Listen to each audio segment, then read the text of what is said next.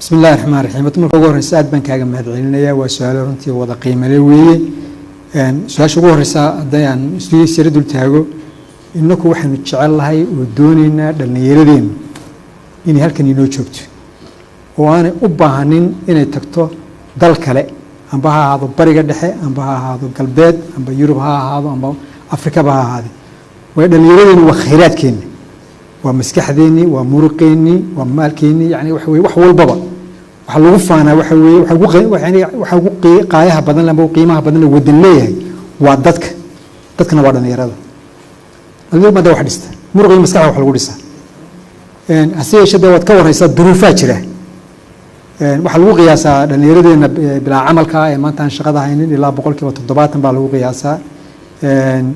marka marar fara badan waxa ay qofka ku kaliftaa inuu meel kale isagu uu ka raadsan karo shaqo inuu tacabiro in Yurub bay qabataa in Afrikada kale ay qabataa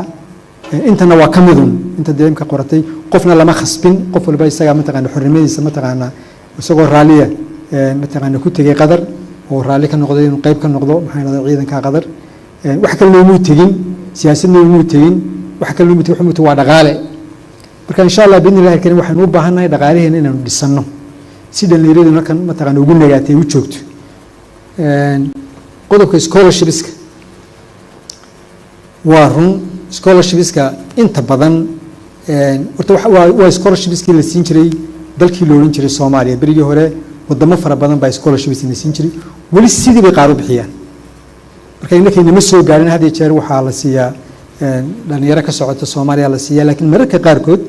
dhalinyaro Somaliland darisa ayaa arrinka mataqaan xogaal u noqda dabadna wax ka soo qaada waa suurtagal arrinka ku saabsan saldhiga waa run bariyahan buu ku jiray runtii dawladda Ruushku waxay doonaysaa in saldhig ka samaysto Somaliland mar berbera la yiraahdaa mar bulxaar baa la yiraahdaa Seelac baa marka qaar kood la yiraahdaa horta arrinkaas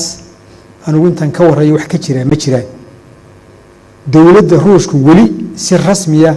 inoo lama soo xiriirin oo inaga lama hadlin arrin ku saabsan sida aynu siin lahayn saldhig